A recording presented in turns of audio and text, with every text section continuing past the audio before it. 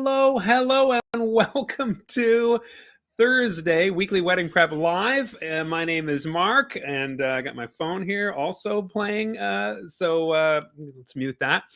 As I've said, anybody want to produce this show? It's a one-man show here.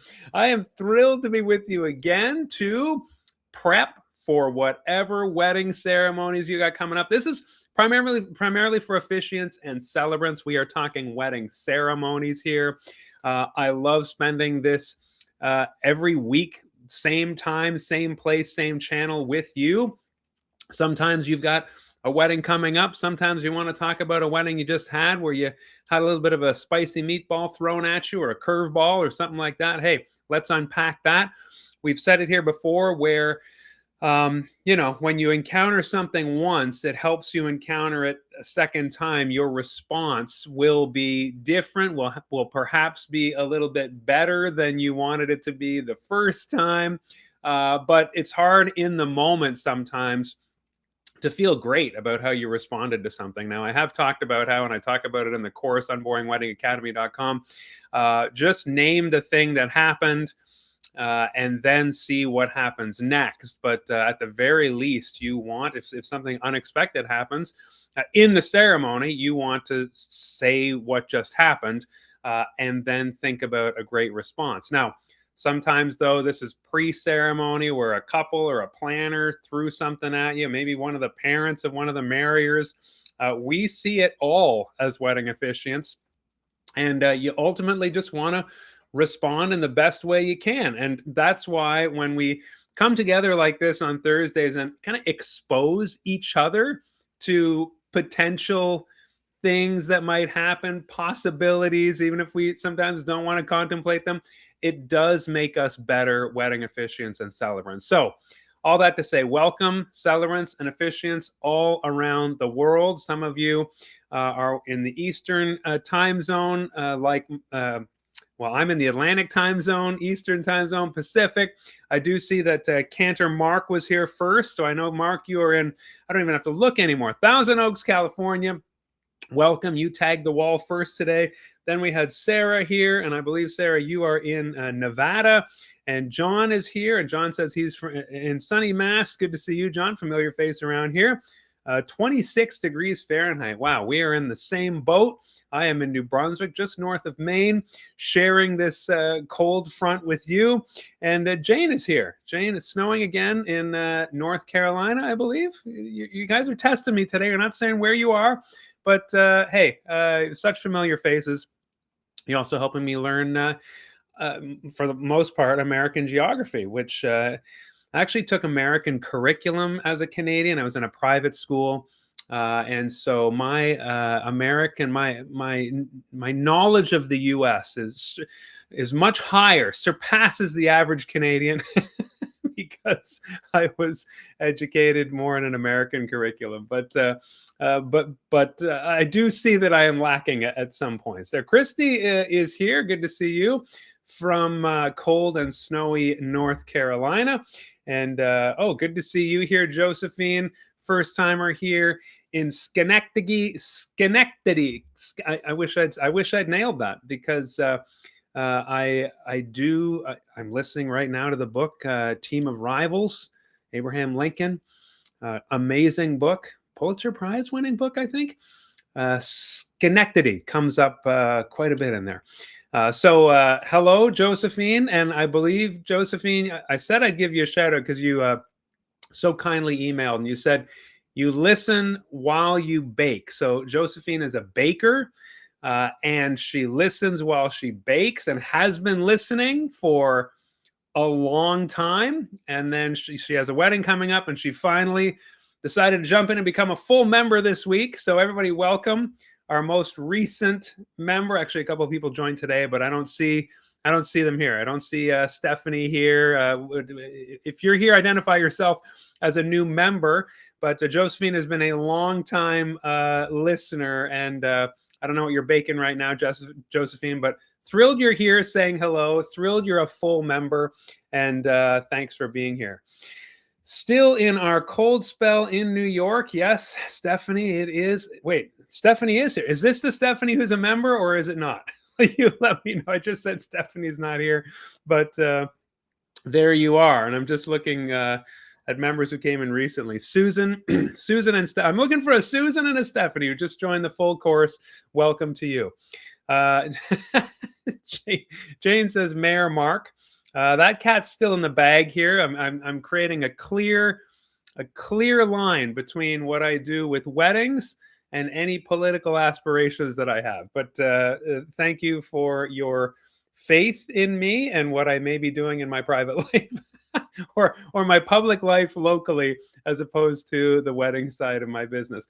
Greetings, one and all, from Venice, Italy. Good to see you, Ivor and Sarah, South Carolina. I'm sorry, I said you were in Nevada, but it's South Carolina. See, I thank you for helping me through this. 23 degrees in Michigan. Good to see you, Jack. And Josephine, Albany High School, 69. Mark and Josephine are having a little conversation. Welcome, Josephine. Awesome. Hey, not the same. That's okay. It's okay. Thanks for being here, Stephanie. I am here to take any of your questions, your queries, your concerns, something that happened to you, as I said, that you want to throw into the chat. These members are, a lot of folks are members of the course. Many of you are not.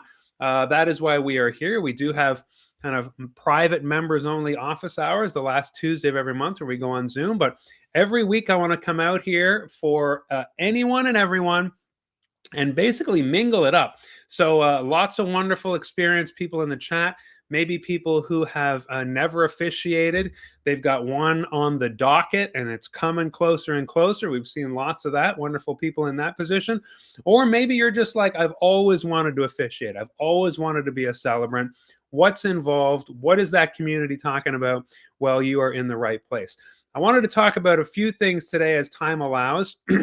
First off, there was some discussion, and I do get questions. So I always encourage, if you're on my list and I fire out that email saying, hey, here's the link for this week's YouTube, I do ask you to shoot me a question or something to talk about in today's episode.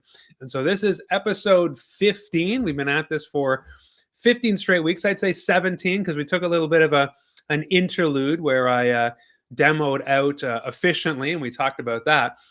So, man, 17 straight weeks. It has been awesome. I think we took, I shouldn't say straight weeks. We took a couple of weeks off for the holidays at the end of December, but we're back at it here. And somebody was asking me about a CRM. And that is a client relations management software, CRM software.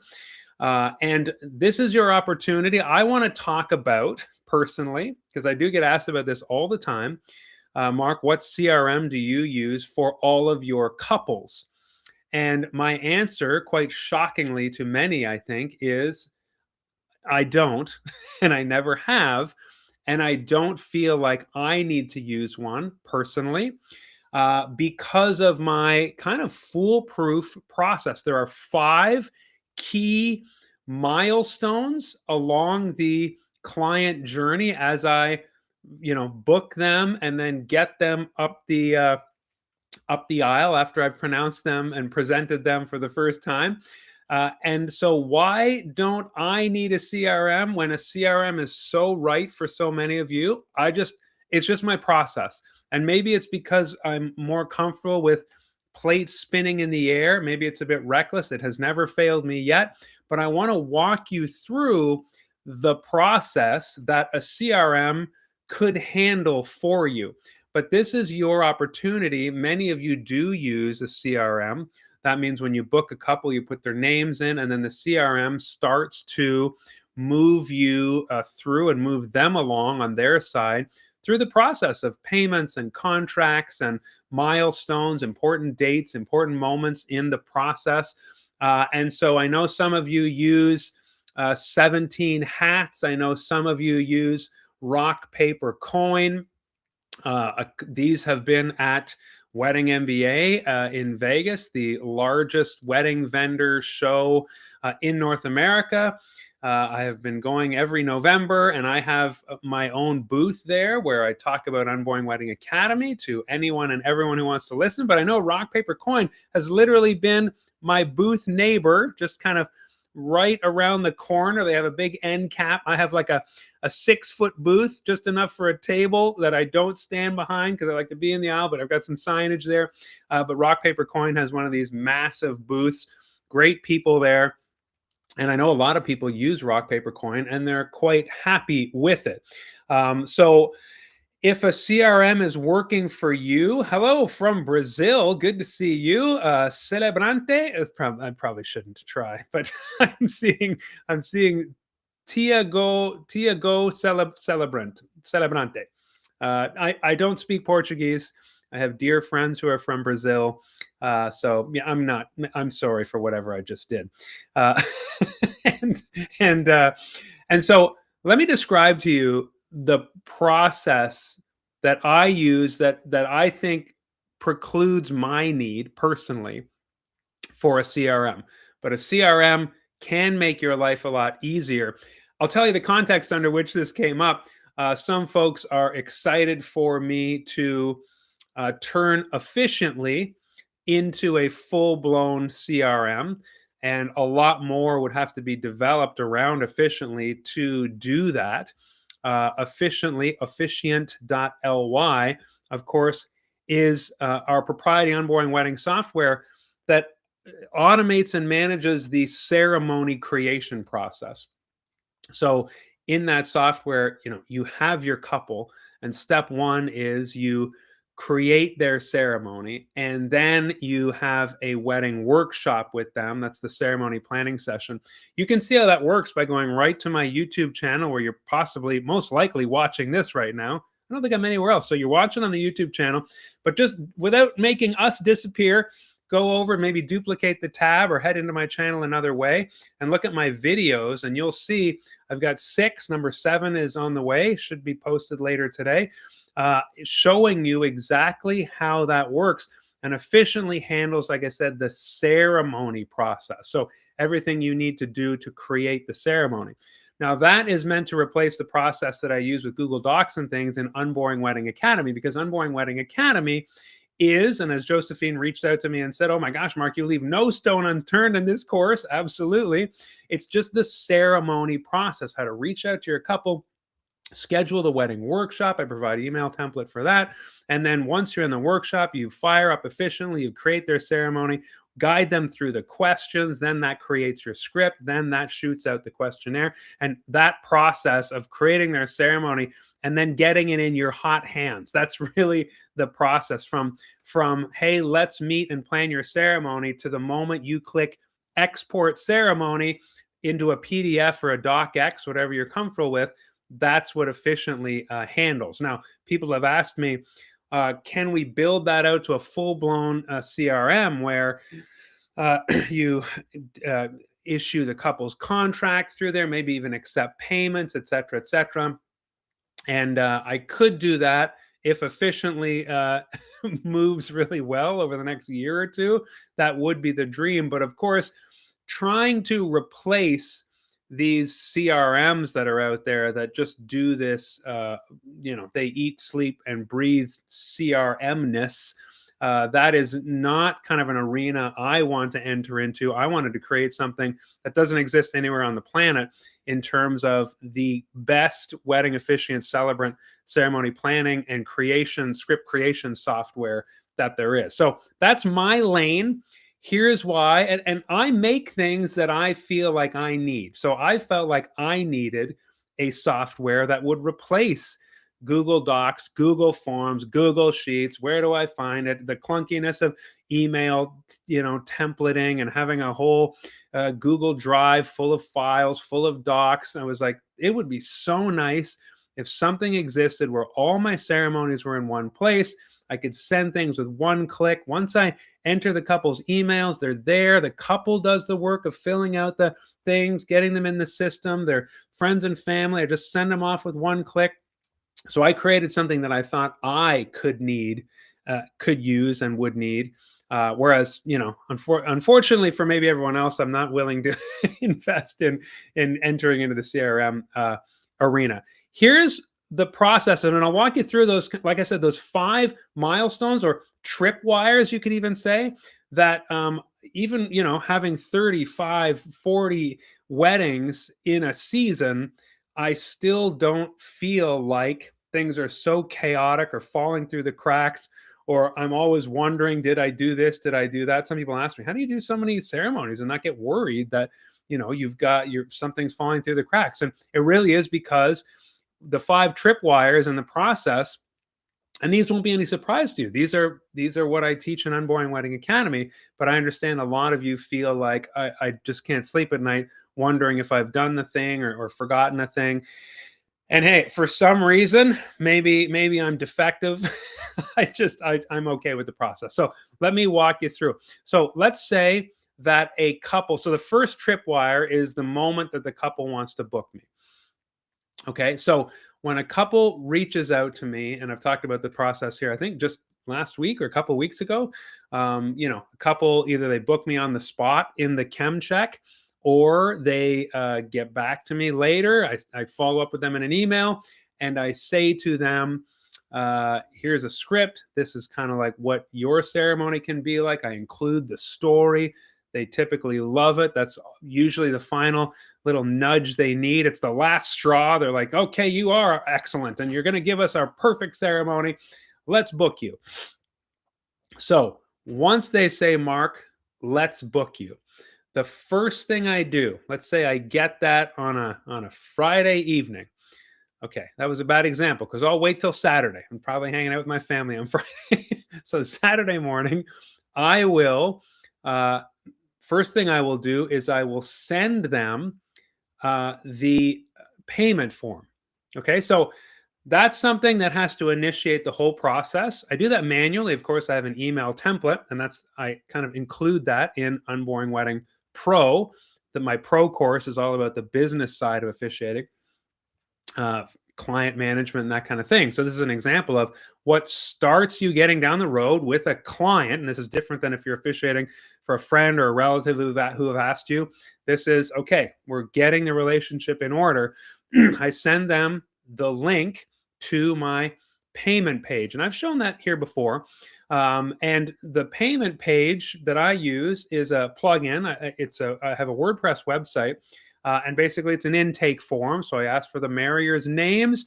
I ask for their venue, their ceremony time. I even ask for their photographer on there because I love to follow up with their photographer. The time and the date, obviously, in the venue, like I said, very important to have that locked in. And then I embedded in that form, because the Gravity Wiz, this add-on that I use, allows me to do that. I embedded in that form the agreement, the Unboring Wedding agreement. It's right there. They have to scroll through it, and then they check a box. And once they check that box, they can enter their credit card information. And this is like an applet right through the form. I have an account with Stripe. So if you want to look at how do I accept credit card payments, and some of you don't like the credit card processing fees, I understand that. But I think my couples so love how easy and convenient this is. And, we have Interac e-transfer in Canada, but it's kind of like, it feels kind of unprofessional to me. Whereas, in the States, I know you have Venmo and other things like that. So, payment is country specific, and I would even say culture specific. But for me to say like, yeah, just e-transfer me the money, I feel like that's the kind of thing like, my daughter does as a babysitter. That's just me. I'm more comfortable with a credit card processor. I love the reports that Stripe gives out, and Square is another example of this, where at the end of the year, when it's time to do taxes, you just go in and you can export the report and you can see how much you paid in fees, which of course goes against your taxable income because it's a business expense, all that stuff. So I use Stripe inside this Gravity Wiz little plugin app. And the couple on their side is just seeing that they scroll through the agreement, check it, put their credit card information in, and the total is right there, and they click submit. And I get a notification of payment. Now, again, I'm very intentional about what happens in this moment. When I take payment, then I really that's where you need to be careful. And I can see how a CRM here might, really make sure to handle this process well for you, especially if you connect your calendar and all that stuff. So I can see how this would be very convenient. But for me, what I have been doing since I launched out on my own as an officiant in 2017 professionally, after working for a company that handled all this, the process that I realized is, hey, what's best for me is, I mean, before I even like mark that email as read, in this system, I should say, like, flagging emails is really important. You want to keep like flagged emails as a task that's left undone. So if, for example, I'm out at a restaurant and I see I got payment from a couple, I'll definitely flag that and say, like, that's a task to deal with. The first thing I will do is put their wedding date in my calendar. I use Apple products, so it's in my iCal. And one thing you can do when you create any event in your calendar, of course, is set up like reminder alerts. I don't know about you, but if you sometimes make an event in your calendar, you get alerted to it like 1 hour before start, and you're like, yeah, I know, I'm on my way. Thanks for reminding me now. But sometimes you might do day before, a couple weeks before. I like to put reminders. So, in this part of my process, anyway, if you would like, you can set a reminder for my magic number for reaching out to a couple for their wedding workshop is 3 months before the wedding date. So, right now, February 5th, March, April, May, I'm always looking 3 months ahead. I just lived in this space since 2017. That's as I'm saying, like, it's just become as natural as breathing. 3 months ahead, 3 months ahead. So I'm always looking at my calendar on like a Monday morning. I'll sit down as part of my routine. Part of my routine is to create a whole bunch of shorts, as you see if you follow me every single morning. I wake up at 5:30 a.m. and I start this work. But on Mondays, I will check my weekend, my 3 months out, and determine if I need to email a wedding couple and tell them, and again, this template is inside Unboring Wedding Pro, the course, that, hey, your wedding's coming up. It's time for us to schedule our wedding workshop. Can we do that now? Now, I do it 3 months before because the wedding workshop is ideally scheduled 4 to 6 weeks before the day. Now, I know a lot of you're discovering me or this community a month out or something. You're like, oh no, does this disqualify me? No, not by any means. But just schedule that thing as soon as you can. The wedding workshop, the ceremony planning session with your couple. So, like I said, for me, and I guess this is where a CRM would be great. Or if you set a reminder in your phone, if it's Sam and Alex's wedding, you can set a reminder, or you can do the reminder on the calendar item 3 months ahead, or both, and just have a reminder. I wouldn't want to get a reminder on a Saturday. Weddings are usually on a Saturday, and to get the reminder on a Saturday when I'm maybe doing something else, especially doing a wedding, wouldn't be great. So, like I said, Monday morning is when I look down the line and say, oh, okay, so I need to email Sam and Alex because their wedding is 3 months ish now, like say the first weekend of May. This is when I would reach out to them and say, it's time to schedule our wedding workshop. Let me know what works for you. We can do it virtually, although I don't suggest that outright. I always ask them to come to the town of St. Stephen where I live and sit at a coffee shop with me at the Border Cafe and do the work so we can plan it together. And most couples make that effort. Some, when they book me, they're from like Alberta or something, and then they say, oh, we have to do it virtually, which totally works. So that is what that looks like. So 3 months before is when I'm emailing every couple. And so, if I have 2 weddings in a weekend, which I've said I have a couple in a weekend sometimes, that means I'll send out 2 emails on that Monday morning. And then next Monday, it'll reset because I'm going to look again and be like, okay, Sam and Alex are booked and Corey and Sean are booked.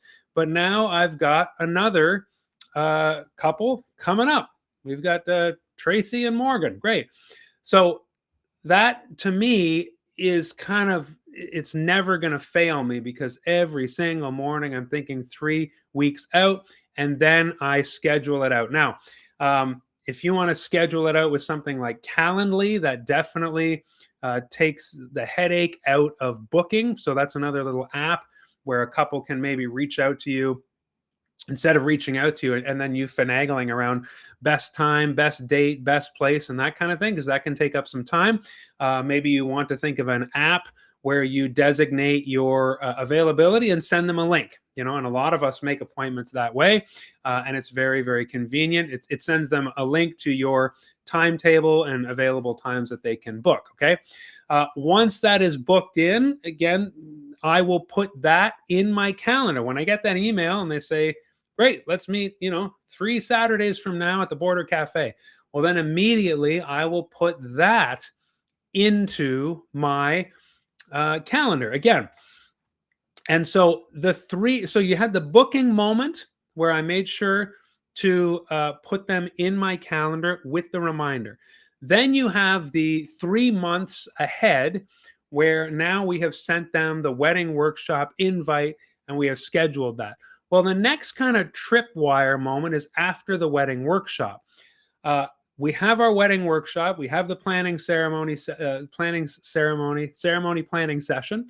And then I just, after that, usually same day. And I used to do this even when we were back using Google Docs, but now it's super easy with Efficiently to, walk them through that whole wedding workshop and then just click over to the next panel and the script is generated inside Efficiently from all the answers you had there.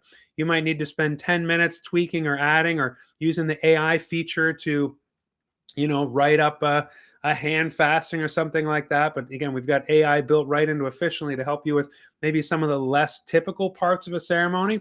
I would say like 90% of wedding ceremonies do look similar in terms of the processional, the rings, the vows, and that's why the wedding workshop part of Efficiently handles all that. And then you can add some extra things that your couple wanted to include. You can create your own template in Efficiently as well.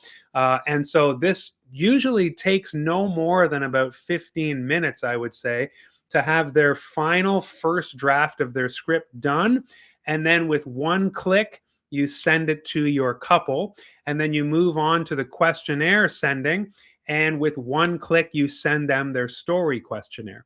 Okay, so my routine then is typically to do that immediately after the wedding workshop. I have the wedding workshop with them. It takes an hour. We're having coffee at the coffee shop or whatever. We small talk on the way. Goodbye, see you later. And a lot of times I'll say, I'm going to stay here and I'm going to write up your script now, and then I'm going to send it to you. So expect that email, and I'm also going to send you your questionnaire. So that was kind of the third tripwire that needs to get done. So now we have, again, put them in our calendar. We have then scheduled their workshop. We've had the workshop. Now they have the script and the questionnaire. And then you just kind of wait for them to get their answers back. Efficiently alerts anybody who's using it. There's an email that says your couple has answered their questions. Your marrier has answered some of the questions. You can go in, see about the friends and family. When I get that notification, that's great.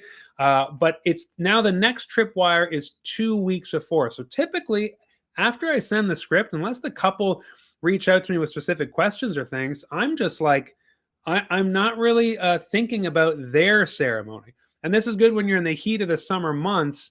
Well, what are you doing with the couple whose wedding is 4 weeks away, 3 weeks away? Well, I'll tell you, I'm not thinking about their wedding. I'm thinking of the wedding coming up this week. Okay. So that's kind of where all my attention is. I'm writing their story, put the finishing touches on their final draft and things like that.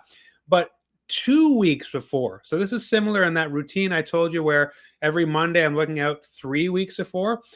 2 weeks before now, I'm looking at my calendar, which is a lot easier now. You just open up the month and you say, in 2 weeks, I have Sam and Alex's wedding.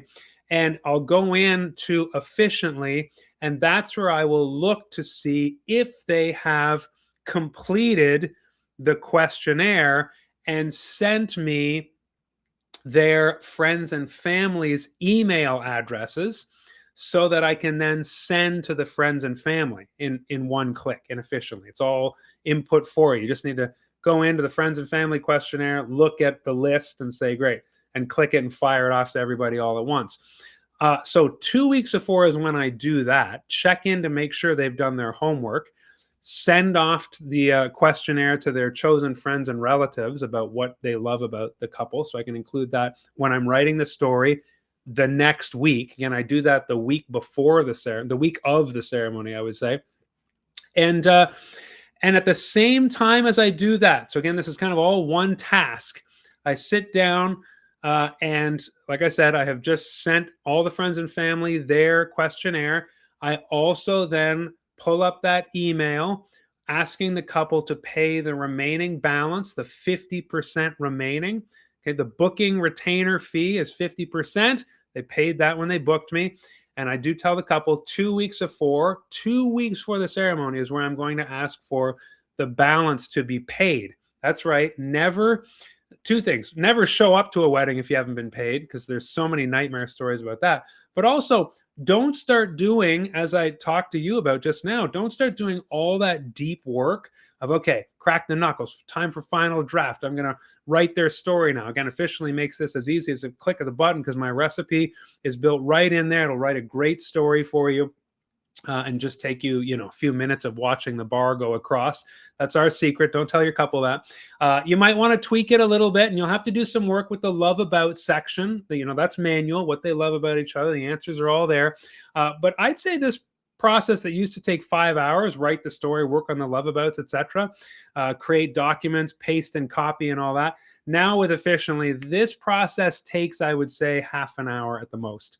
And when you think about like charging $5, $8, $1,000, $1,200 for a ceremony, the way this has completely shortened the time period to allow you to do more ceremonies or do other things with your life, the value is absolutely incredible. Every time I use Efficiently, even though I created, I'm like, this is freaking great. So now that, again, like that process, that's all happening for me 2 weeks before. That's the other tripwire. 2 weeks before the wedding is when I send out this questionnaire to the friends and family and send them the request to pay their final balance. And of course, I would get an email from Stripe saying, okay, yes, they paid their final balance. It's all paid up. And then I send them an email as soon as I get that, or flag it as something to reply to the next morning or something. And I say, thank you for your payment. I got it. And I have sent off your questionnaire to your friends and relatives. I will see you at the rehearsal in a couple weeks. Thanks a lot. That's really it. Now, what if the couple has not filled out the questionnaire, or one marrier hasn't? Again, 2 weeks to me is very comfortable. Even if I've kind of ignored and, I'm not paying attention to every email that comes in from Officially saying, both marriers have sent it in, maybe one hasn't, and I didn't see it. Well, when I go in to check 2 weeks before, if I see that they have not yet completed the homework, I feel like I still have that week of wiggle room to send an email, and Efficiently allows you to target and send to just one marrier, again, with just one click, resend. And you just resend it to the marrier who didn't do their homework. And like I said, usually in a few days they have, but I would still email them the balance email saying it's time to pay your balance. The only thing that means is now I'm probably waiting. So let's say Sam didn't do their homework, but Alex did. I'm going to be paying attention now to Efficiently shooting me that email saying Sam completed their answers, because then I still have to, right? I still have to send the email, the questionnaire out to all the friends and family. Again, that happens with one click and Efficiently. So I would just go in, look to see that they have both replied with friends and family email addresses, and just click it off and send it. Okay, so that was the fourth tripwire, is the 2 weeks before. Now, like I said, 1 week before is the fifth tripwire, where I go in, and so like my Monday task now is typically I like to just wow, I just lost the connection. Are we back? It doesn't take the whole week to write the story. Like I say, it takes like maybe a couple hours to get that final draft all done. So I'll do that on a Monday morning for the ceremony or ceremonies that I have coming up this weekend. If it's one ceremony, I'll, go on my run and then sit down and start writing that ceremony. Okay, I'll let the love story caster generate it. I'll polish it up, tweak the love abouts, and then export it, generate the final draft script, and have it ready for the rehearsal coming up. And if I have two ceremonies, I'll do that twice on the Monday. So that's the fifth tripwire, is the kind of 1 week before. And when I say that, I mean like the Monday, not the Saturday, typically the week of.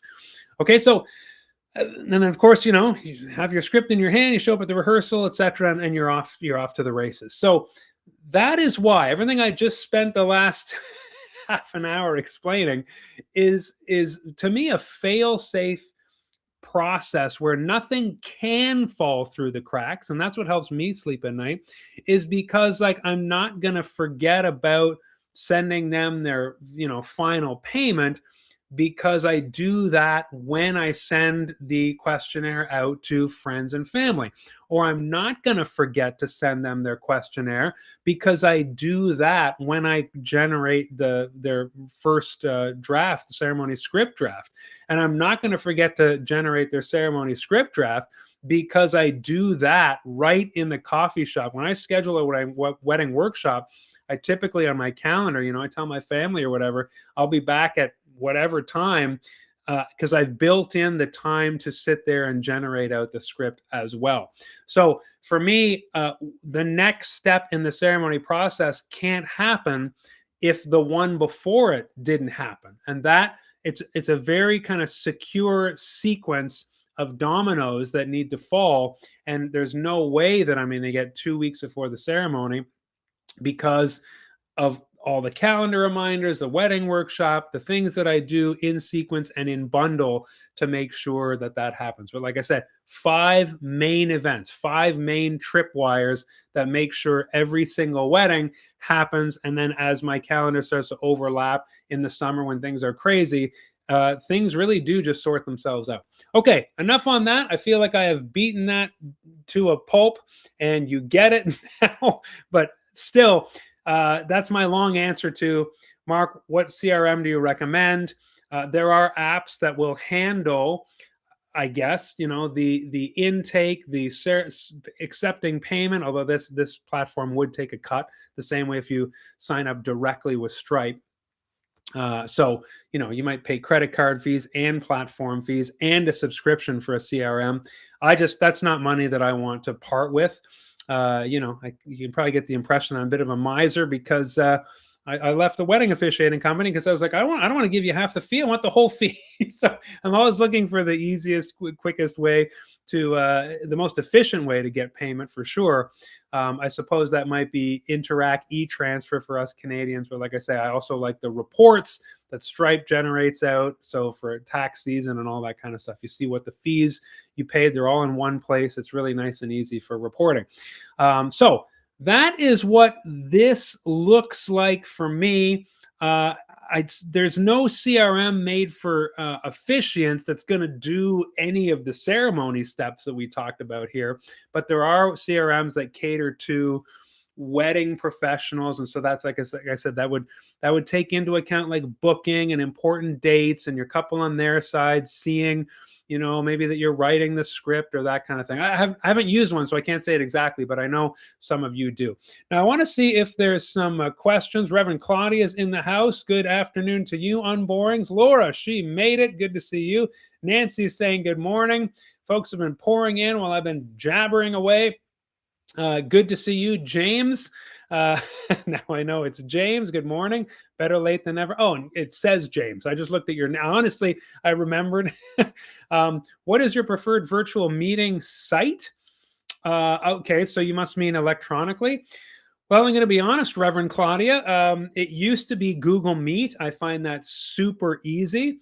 But now that you members have forced me to purchase a Zoom subscription, I use Zoom, but only because I use it for the Unboring Wedding community. And it's like, if I'm paying for this now, I'm going to use it. But Google Meet is the one that I have been using for years. You just generate a meeting ahead of time. Click the link. It's super easy.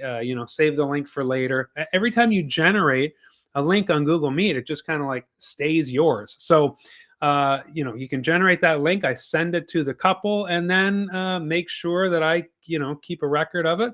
And I typically put it right in the calendar item. And then when it's time for the meeting, I'll just click on it. So I have used Google Meet, and now I use Zoom because, like I said, if you're going to pay for something, you might as well use it as much as possible. But Zoom can be like way more than you need for just meeting with someone virtually. That said, I did create a template that makes it a lot easier. So you kind of set up all the settings once, and then you say, save this as a template in Zoom. And now whenever I'm creating an event with a couple for this for the wedding workshop, I will use that. I also have another template for the chem check or the vibe check, which is similar, because basically in Zoom, you don't want to, make your couple register. You don't want to let them join just any time. There's like settings in Zoom that you want to just have tweaked for a kind of pop on with a couple. So there you go. And we got our friend from Brazil here saying Google Meet, and that I agree, that works just fine. Another person from Brazil. There's is that three people? Yeah, I was just gonna say yes. There are other Brazilians here, and this is fantastic. Maybe I should brush up on my Portuguese after all. Good to see you. Okay, come on now. Greetings from Brazil. Is there some sort of celebrant convention in Brazil happening that I don't know about? And why didn't I get my invitation? So great to see you. Marisol, my first time watching you live. Incredible. Well, it's incredible that you're here. Again, don't just sit quietly or think that you can't interrupt. Throw something down, a question, something that you want myself or other members to answer. We do have about 15 minutes left if you want to make the most of that time. Google Meet here most times. Catherine Maranatha, it says, made it 40 minutes late, but here. That's absolutely great. And so there are a couple other things. If I don't see any questions there in the chat, I feel like a million with my Brazil. I feel like a million with my Brazilian. I'm just going to leave that there. I'm not going to make any. That speaks for itself. Love that so many Brazilians in the house, Canadians in the house, Americans in the house. So good to see you. Ivor says, Mark, always obtain full payment for the ceremony. Yeah. If the couple objects for some reason, despite it being stipulated in the contract, what do I say? No money, no party? Oh, yeah, absolutely. That would be a very painful email to write. But as you said, stipulated in the contract. I mean, it says in the contract, you must pay before I attend the wedding. And in my contract, I've shown you there's even a little TLDR that I've added. Again, this must make lawyers absolutely want to vomit, but but my couples love it, where I just add, a TLDR that says, if you don't pay, I don't come to your wedding. Like it's really that straightforward. I have had to send a friendly reminder, then a second, hey, this must have slipped through the cracks, and then a third, but again, like Monday, I don't want to write your whole story and do all that work and finalize your script if you haven't paid me yet. So that process, and this again is probably a CRM probably handles this. And if you're just joining, what do I mean when I'm saying CRM? A client relations and management software. That's where basically when you intake somebody, you're saying, I have X client, you type in their name, X, their email address, and then it kind of moves you through payment and contract and important dates, and they have a side and you have a side and that kind of thing. I just spent the last half hour talking about why I don't use one. I just think my process is very streamlined.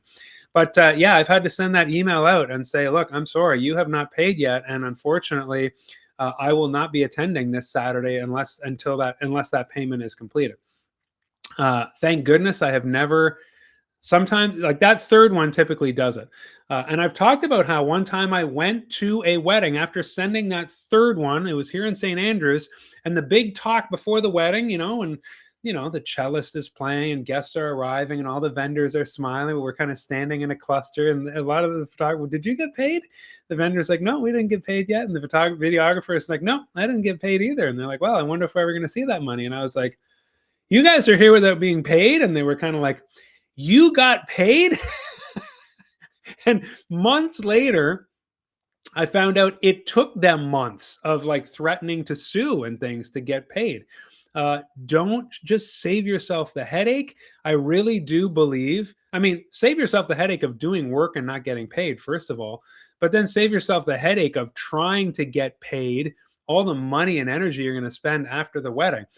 For officiants and celebrants, friends, honestly, I hate to say this, but if you're talking about 10 grand for the venue and 5 grand for the photographer, they could take up a collection of their friends and family at the reception to pay the officiant with what we charge.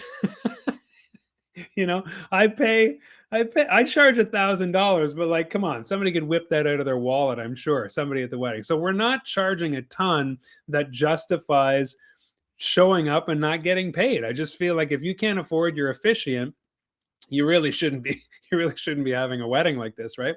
So yeah, absolutely. I shared your show in a group of celebrants and officiants. So now we have the ground zero. We have the thank you so much for sharing that. Tia, is it Tia? Thia? Tiago.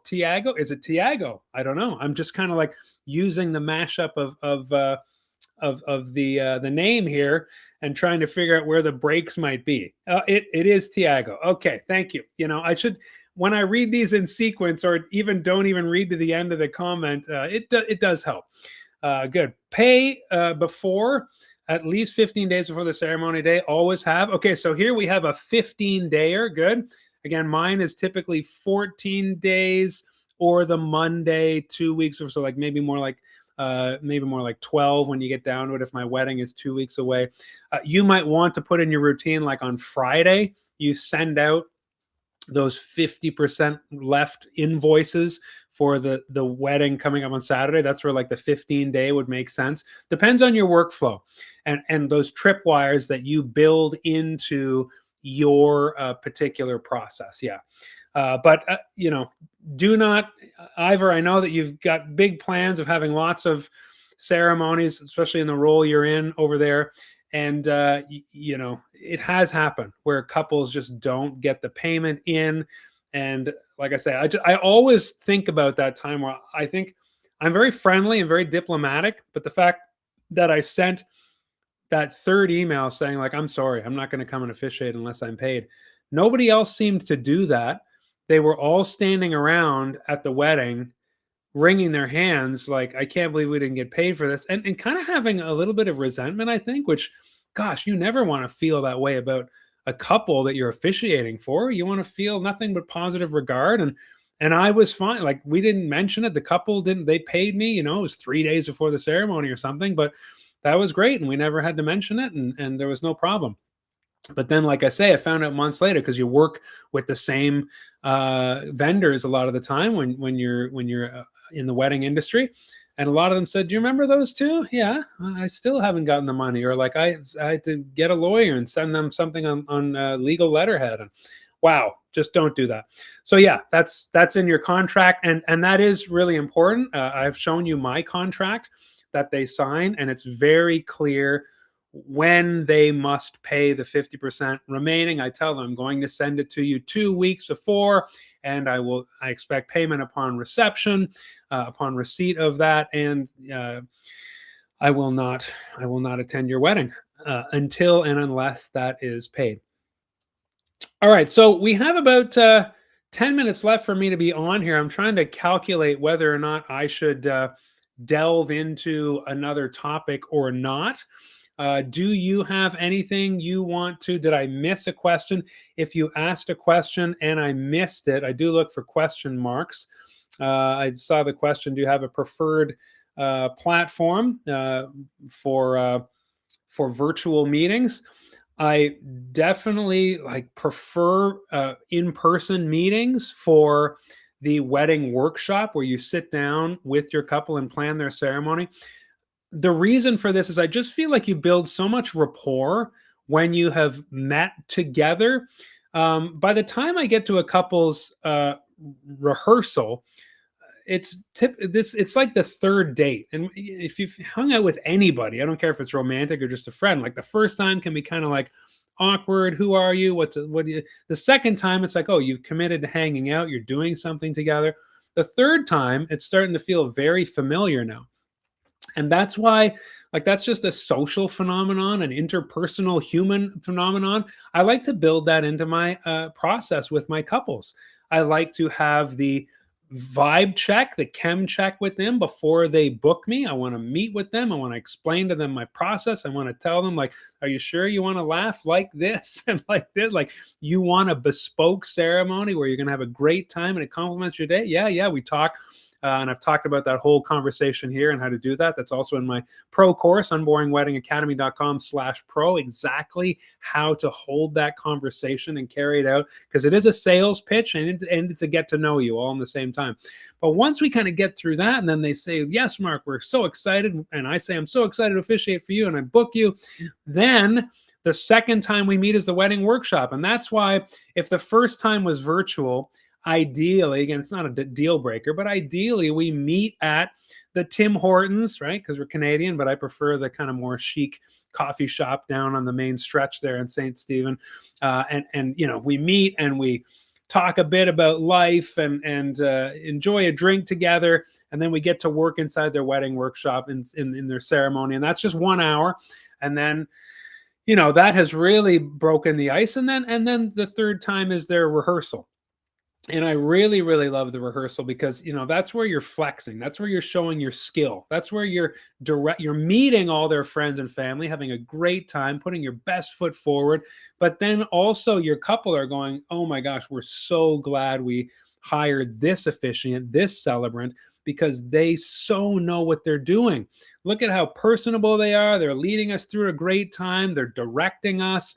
They're full of confidence, and then your couple feels like they have confidence in you. Those 3 times mean that the wedding day, when you show up and now you're like on a first name basis with the wedding party, and you see your couple and you give them big hugs, you both look amazing. Oh my gosh, are you excited? Like that intangible energy with you and your couple is such a crucial part of what makes the day so amazing and leads to reactions like the ones on the wall here. Like, just because you feel like you know each other. And most of my reviews, if you go to unboringwedding.com, just look at Google My Business, you can see couples say, everybody thought Mark was our friend. Well, that only took those 3 times together to get there. And then, of course, you're telling their love story like you've known them for years, and maybe even poking a bit of fun discreetly because of their story. You know, the gentle teasing that they will do in their questionnaire to you. You get to read those out, and it is super fun. Man, I'm getting myself excited for the thick of wedding season. It is February here in Canada. Nobody gets married in February. so we got to wait for spring to start breaking through. And again, I will start looking in my calendar. Now we're coming full circle to the 3 months down the line. I checked this past Monday. Nothing yet, because it's just like early May, for March, April, May. But I do have, like, they really start in May, and then it's just like a freight train out of control. So I've got a couple more weeks before I start sending out all of those wedding workshop emails to couples. All right, so let me see if there's anything. Oh, there's something here more from Mariso Paglia. Is it Mariso or is it Mari? Did you say your name earlier? And about the interview to know the couple's love story, how do you manage this? The interview to know the couple's love story.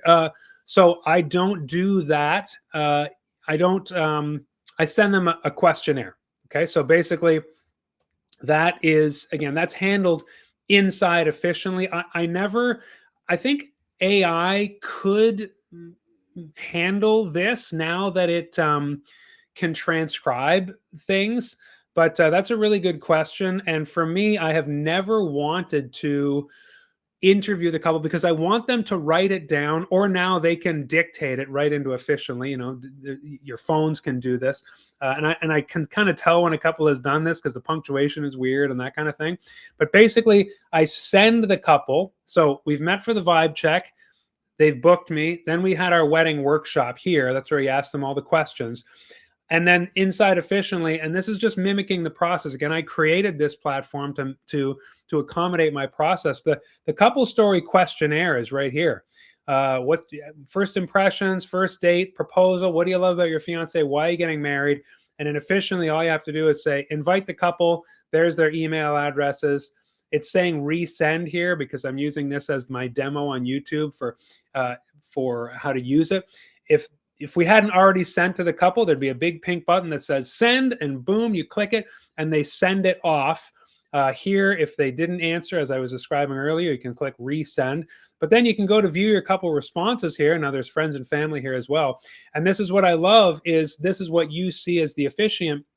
You see that they answered all the questions. And these are real answers from a real couple. They've changed their names.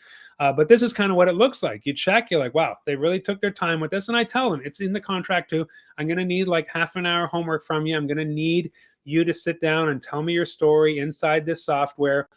And then, of course, the beautiful thing about this software is you go to the Love Story Caster here, and you see those same answers are here, all ready to go, Casey and Jordan.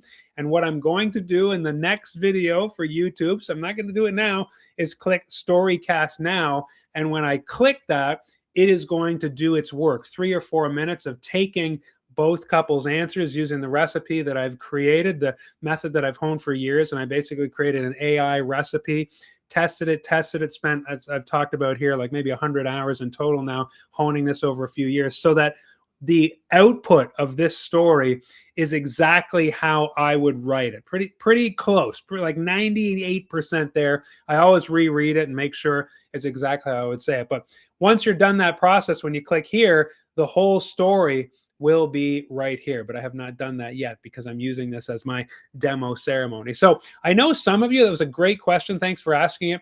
I know some of you, do the whole, I want to sit down with you. I want to interview you.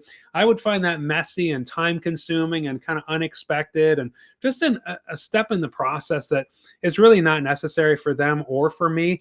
And I tell the couple in my chem check, I don't want to be all up in your business for a second longer than I have to be. Their wedding season is so busy that I want them. I just found this questionnaire. If I'm a groom, and I did get married 20 years ago, but if the officiant said, I want to take you and Naomi out and I want to buy you a drink and I want to ask you about you, it'd be like, that might be nice, but like, I'm also busy. Can you just send me a questionnaire?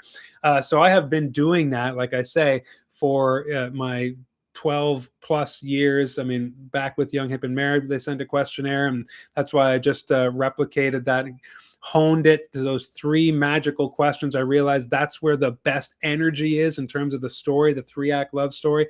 How did you meet? Tell me about the first date. Tell me about the proposal. Every couple can answer those 3 panels really well. And the real fun of not interviewing them together is they tend to get a little bit cheeky with their answers. And this is what I love is they don't know what the other has said. Now, of course, like for my wife and I, like we both were there when we met and had a first date and the proposal happened. But the way we each tell the story is so different. And so that's where so much of the funniness is, that I want their answers separately, because sometimes the turn of phrase, like he was such a basket case, he was a wreck, I could tell he was going to ask, and then he'll say, I was super sly, smooth, she had no idea it was coming. You get those 2 halves of the story, and it's so fun. Now, I don't want them. I think part of the surprise of telling a couple's love story is they don't really know how they answered. And I do tell them that. Answer them separately. Don't show each other your answers. You know your story, but tell me kind of what you want me to know. And that's a real key part of the process. The pro spiel is a clincher at the chem check meeting. Absolutely. I teach exactly how to do that. And I've covered it here where, you want to get them talking, then you want to cover your process really thoroughly and that kind of thing. Here in Brazil, some brides ask about price before giving me a chance to talk about my process. How do I create the text and every little details? Does it happen there? So the spiel, like asking about the price before giving you a chance to talk about the process, I mean, that's a whole marketing question. I think, when somebody's just asking you about how much do you charge, if you give I wouldn't say just give them I wonder the format. Are you talking about like sending them a text or whatever? I'm not sure too, like if you're talking about an email or a text message, but I always I don't answer that question.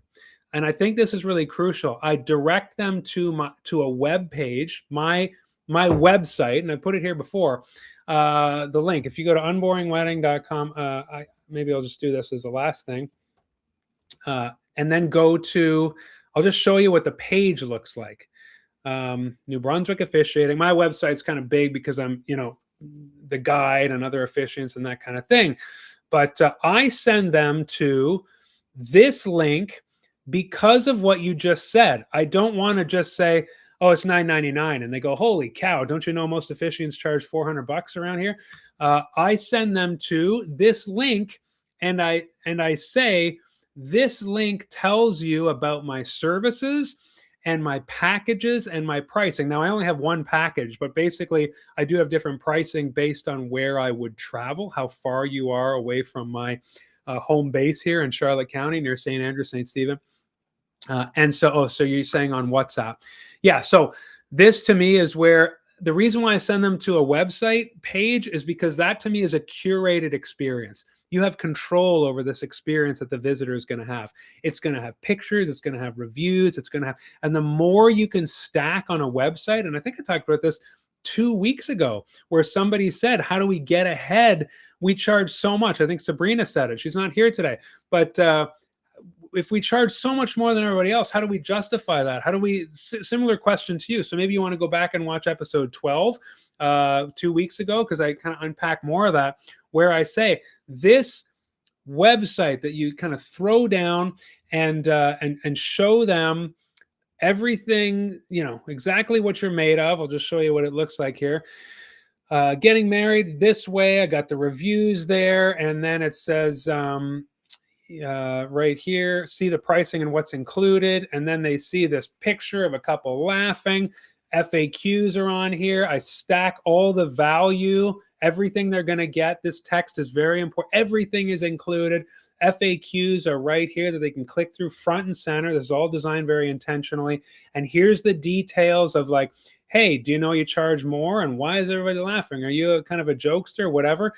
And then inquire is at the bottom. So, I would create some kind of web page like this, and then I would send them a follow-up. I wouldn't, demand that they go through the inquiry after they've already touched base with you. I get inquiries like this, and then I just follow up and say, hey, you visited my website. Does it work for you? Or then you can ask specific questions. But first, send them the link and then continue the conversation so they can see proof of how amazing you are, as opposed to just in a text. Because if they're just shooting off a bunch of emails to a bunch of officiants and looking for the lowest bidder, well, they're not your couple anyway, right? You don't want the couple that only wants to pay $200 in 10 minutes, like, unless you do. But but if you're the question you're asking, like, how do I explain myself first? Try to create a curated website experience for them. And that's why I sell officiant packages, website of packages for officiants at unboringwedding.com/website. Basically, we create kind of a website because I think every officiant needs a website for this reason, so that couples can see reviews and photos of you in action and things like that. Like a landing page. Exactly. So you can there are so many landing page providers out there where you don't even need to do a full website, just like a rundown of your services. That's right. And you only use Instagram. So, there is that, at Wedding MBA, the prevailing wisdom and opinion is you need a website. Officiant Jimmy is a little bit, there's a couple of unicorns out there that have very successful businesses just from Instagram.